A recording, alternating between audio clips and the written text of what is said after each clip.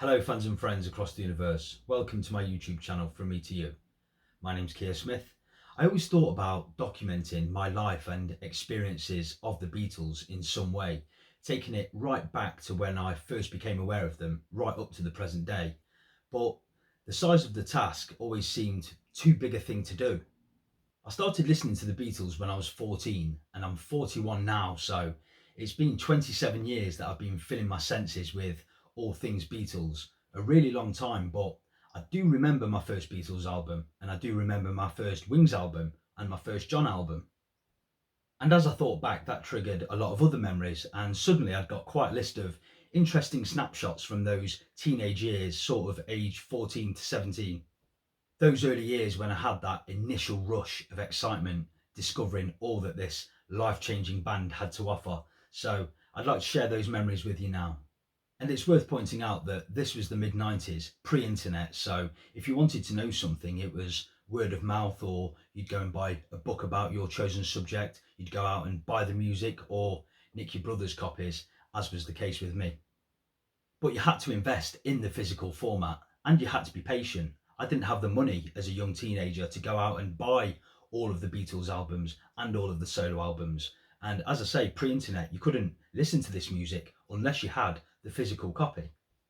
But that only made the anticipation and the excitement greater.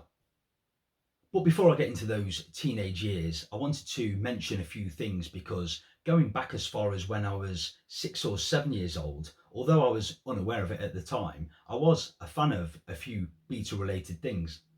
I remember me and my brother Craig absolutely loved We All Stand Together. We loved the song, but we loved the animation video especially. And I believe that we had it on video cassette. We must have, because I remember us watching that repeatedly. And later we got the 7-inch single, which we must have asked our mum and dad to buy for us. So that was my first Paul McCartney song. And my favourite TV programme as a child was Thomas the Tank Engine. And I found out years later that it was narrated by Ringo Starr. And look at these, the old VHS video cassettes. Storyteller, Ringo Starr. And for anyone who is watching this video who is around my age, you will remember going to school and being called to assembly. And at my school, we'd go into the main hall and sit cross-legged and sing a few songs at the start of the day. And I distinctly remember singing two Beatles songs, Yellow Submarine and When I'm 64, admittedly, blissfully unaware that it was the Beatles. So that's that, but the first time I was knowingly aware of the Beatles was when I was 14 years old. And I remember my brother Liam, who would have been 17 or 18 at the time, bringing home the Help album on CD. I realised that I knew the song Help and that I'd heard it somewhere in my past, and naturally I really liked that, but the big moment was with the two songs that followed, The Night Before and You've Got to Hide Your Love Away.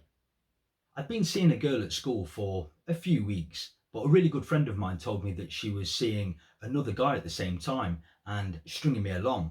And it really upset me because she was really lovely to me and she was the first girl I'd kissed and all that. So when I heard The Night Before and I heard Paul singing, When I Held You Near, You Were So Sincere, Treat Me Like You Did the Night Before, and Last Night Is the Night I Will Remember You By, When I Think of Things We Did, It Makes Me Want to Cry, I thought, oh gosh, he's singing it to me. This is exactly how I'm feeling. And then You've Got to Hide Your Love Away, Turn My Face to the Wall, If She's Gone, I Can't Go On, Feeling 2 foot Small. It all seemed very real and very powerful to me. And those two songs are fantastic, wonderfully melodic, very different songs, but that was it. The deal was sealed. Great music with lyrics that really meant a lot to my younger self. This was my band. And not long after that, I remember Liam bringing home Beatles for Sale on CD. And I remember getting similar emotions from I Don't Want to Spoil the Party, So I'll Go, I Would Hate My Disappointment to Show, and Though Tonight She's Made Me Sad, I Still Love Her. Wow. Anyway, I got over her, and Liam was clearly buying all of the Beatles albums up one by one because I remember him bringing home Revolver and getting to Love You Too. And I remember being stood in my bedroom on the other side, looking over at the CD player thinking, what is that? You know, like something strange had happened, like a ghost had just floated in and casually changed the CD while I wasn't looking. And that was the first time the Beatles really blew my mind. I thought, that is incredible. And from that point, I said, George is my favourite Beatle. That was a really strong and memorable moment.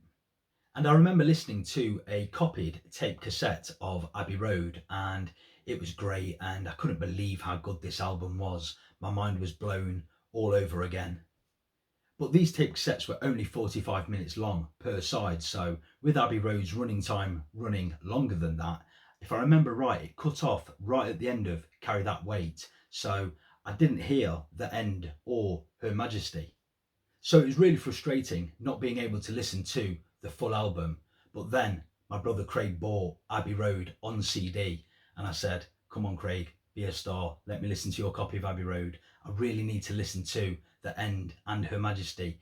It'd been driving me crazy for what felt like weeks, if not months. And my brother Craig, being as he was back then, said, no, purely to annoy me, the rotter. And this went on for days, if not weeks, but eventually he let me listen to it, thank God. And then Craig bought the John Lennon collection on CD, and I remember latching on to Imagine and Jealous Guy. Those two jumped out at me immediately. Hearing them songs for the first time, I thought, wow, the sheer power and emotion behind them songs, incredible. And I have very fond memories of me and Craig sitting in our bedroom playing football games on the computer. And by this point, Liam had bought the White Album. And we'd sit there for hours doing battle on these games, listening to the White Album and basking in the glory at the sheer, quirky brilliance of it all. And Craig would do all sorts of comical things to these songs, like the piggy snorts at the start of Piggies, and he'd adopt that country twang to his voice for the intro of Rocky Raccoon. It was so great, such good fun. And I remember being so excited to learn that the Beatles anthology was being shown on TV in 8 parts, one a week, every Sunday for 8 weeks. That started in November 1995, and then in the December, Free as a Bird was released. What a treat. The Beatles were back, with John singing. Great song. I love Free as a Bird.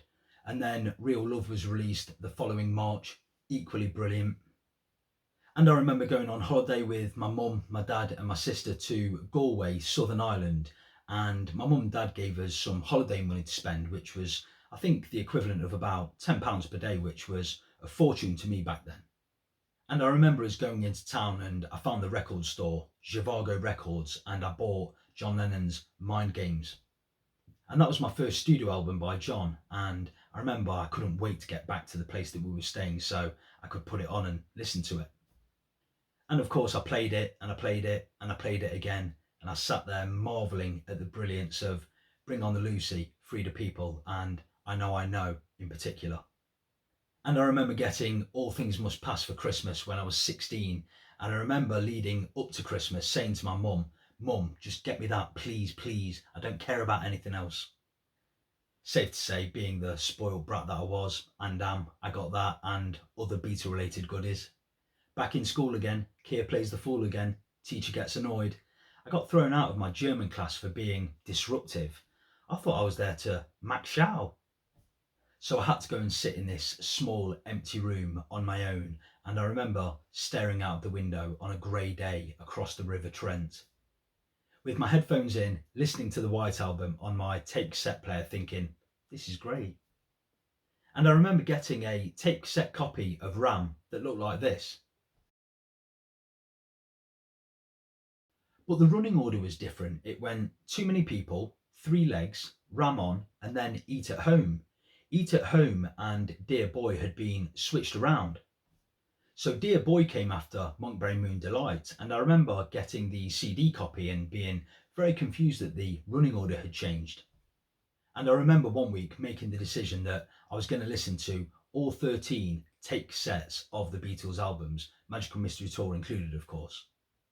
Wherever I was going, I simply picked up where I'd left off. And yes, I even listened to side 2 of the Yellow Submarine album, Sea of Time, Sea of Holes, etc.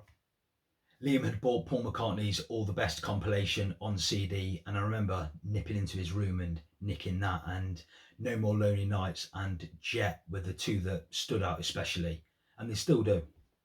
And I remember going into Nottingham city centre on one sunny Saturday afternoon with my pocket money and going to a second-hand record store called Way Ahead Records and finding Red Rose Speedway and Band on the Run there, both on CD at the same price. But I'd read in one of Liam's Beatles books that Band on the Run was Paul's best post-Beatles album, so I didn't want to buy that straight away.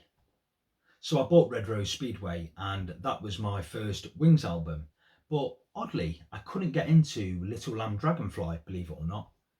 I don't know why, but it took me a long time to get round to appreciating that song. I love the rest of it, especially Big Bomb Bed and Get on the Right Thing. I remember picking up McCartney 2 on tape cassette from a second-hand music store in Nottingham for £3.50, and I remember biking to my second girlfriend's house, listening to it on my trusted Walkman and hearing Temporary Secretary for the first time, thinking, what is this? This is silly, daft. I love it now, of course. And I remember Flaming Pie coming out in May 1997. I was 16 and I bought the Young Boy single on both CDs and the 7-inch. I'm watching Paul's interview at Bishopsgate and the interview he did with Chris Evans for TFI Friday. And I remember sitting there at home with my VHS video cassette and recording them so I could watch them over again. And I remember watching VH1, which was an old music channel, all day, literally all day. I got up at 6 o'clock in the morning for when the programme started. And it was Paul McCartney Day to celebrate his 55th birthday in June 1997. And they showed so much great footage throughout the day. And again, I just sat there recording it every time something came on by Paul. And they showed interviews and videos for his songs coming up, Silly Love Songs, Mull of Kintyre, Young Boy. Obviously nowadays, if you want to watch any of those music videos, you just click on YouTube, but we didn't have that back then. God, I'm old. And they showed a date from the New World Tour from 1993, and that was amazing, seeing Paul McCartney in concert for the first time. And hearing songs from the Off the Ground album for the first time and falling in love with Hope of Deliverance especially, and really loving Looking for Changes, Peace in the Neighbourhood, and Come On People, and also hearing Every Night for the first time. With my Beatles obsession in full swing, I remember going into town and going to the HMV music store there and buying every Beatles poster I could. I've still got most of them too, but at that time I shared a bedroom with my brother Craig, and I decorated my side of the room with Beatles posters and he decorated his side of the room with Nirvana posters. It was the best room in the world. I started work pretty quickly after leaving school. I think I was only out of school about 3 weeks before I'd got my first job, and it got round pretty quickly that I was a massive Beatles fan because I was always talking about them. And the receptionist who worked there asked me if I wanted to buy some original Beatles records, but she wanted £150 for them. I don't think I earned that much per week at the time. But naturally, I jumped at the chance, and there were 10 or 11 original albums: Rubber Soul, Revolver, Abbey Road, a great copy of the White Album that I've mentioned in a couple of other videos, and John Lennon's Imagine album too. £150, an absolute bargain. And I remember taking them to a second-hand music store in Nottingham, the Music Inn. David Rose, he's still there, and I'd got quite pally with him, and he'd sell me all sorts of Beatles goodies, and he checked them out for me and said, they're great and they're in fantastic condition. And this is small detail, but my first Beatles related t-shirt was a John Lennon one. Believe it or not, back in the mid-90s, Beatles t-shirts were hard to come across. I couldn't find them anywhere, and this t-shirt was too big for me, but I had to have it. It was a white t-shirt with a black and white print of John, one of the photos from the Imagine sessions where he's looking over his glasses and he's got the money in his hand. It looks like this. And finally, I'd found out somewhere that there was going to be a Beatles convention on in Nottingham city centre at the George Street Hotel, if I remember right, just up the road from Broad Street. I think I was 17 at the time, and that was brilliant, seeing all of these Beatles tribute bands and having all of this stuff in front of me that I could buy, stuff I'd never seen and stuff I didn't even know existed. One thing I do remember buying, and I remember because it was £25, which I thought was really expensive, but I really wanted this item. It's Off-White, the Beatles, which is studio outtakes from the White Album. It's a factory pressed CD. And while I was at this convention, I got a tap on the shoulder and someone pointed and told me to turn around. So I did, and suddenly I've got this bright light shining in my direction. And this lady asked me if I would answer a few questions about the convention and the Beatles. And nervous as I was, I said, yeah. So she held up the microphone and she asked me if I was enjoying the convention. And I said, yeah, it's great. And held my bags up saying, I've bought all of this stuff. And she commented that I was young, and she said, what is it about the Beatles, this old band, that a young person like me really likes? And I said, I just really like the music, standard stuff. And she said, great, and thanked me for my time. And then I shuffled off, all embarrassed, and I didn't think any more of it. And I was back at work the following day, Monday, and a girl said to me, oh, I saw you on the news yesterday. And I said, no, it wasn't me, didn't do it. And she said, no, you were at the Beatles thing yesterday, weren't you? And I said, yeah, I was. And she said, yeah, I saw you on the local news. And to this day, I've never seen it, but yeah, apparently so. Being on TV, talking about the Beatles. Cool. So they were my Beatles memories from way back in the day when I was younger, so much younger than today. I had really good fun putting this video together, and I really hope that you enjoyed it too. Please give it the thumbs up if you did. Please subscribe to the channel. There'll be lots more to come. Thanks always for watching. See you next time.